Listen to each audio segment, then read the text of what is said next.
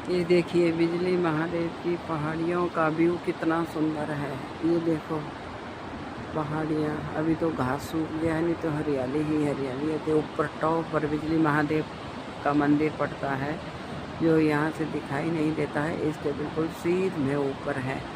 ये जो है ब्यास नदी बह रही है जो कलकल करती हुई ब्यास कुंड से आती हुई आगे पार्वती संगम पर मिलकर आगे बढ़ती है, निरंतर बढ़ती ही रहती है।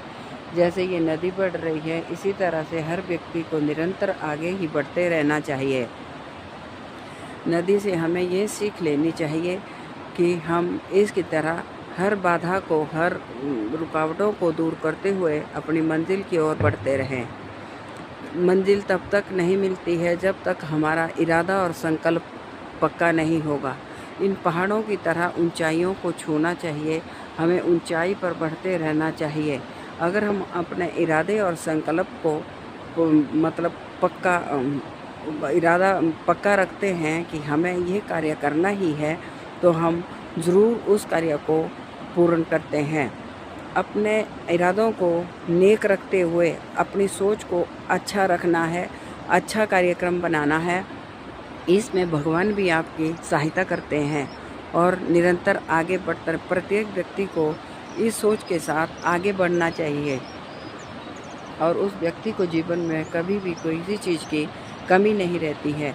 अपने बच्चों को भी इसी तरह से प्रेरित करें और इस नदी की तरह, जैसे नदी जब एक बार अपने स्रोत से निकलती है तो वो सागर में मिलने के लिए निरंतर बढ़ती ही रहती है। रास्ते में चाहे चट्टान आए, पेड़ आए, पत्थर आए, हर चीज़ को वो अपना, अगर किसी को साइड से रुकावट बनती है तो अपना साइड से रास्ता निकालती है, लेकिन वो वापस नहीं हटती है, वो चलती ही रहती है, वो चलती ही रहती है जब तक वो सागर में नहीं मिलती है।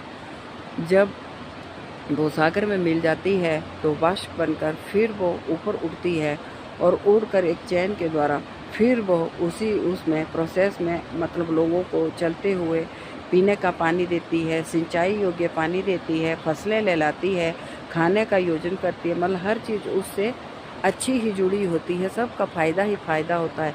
इसी तरह से आदमी को भी एक अच्छी सी सोच बनाकर आगे निरंतर बढ़ते रहना चाहिए और अब हमारे कार्य से और हमारी सोच से सबको निरंतर फ़ायदा हो, कि हमारी सोच से किसी का नुकसान ना हो। जय माता दी।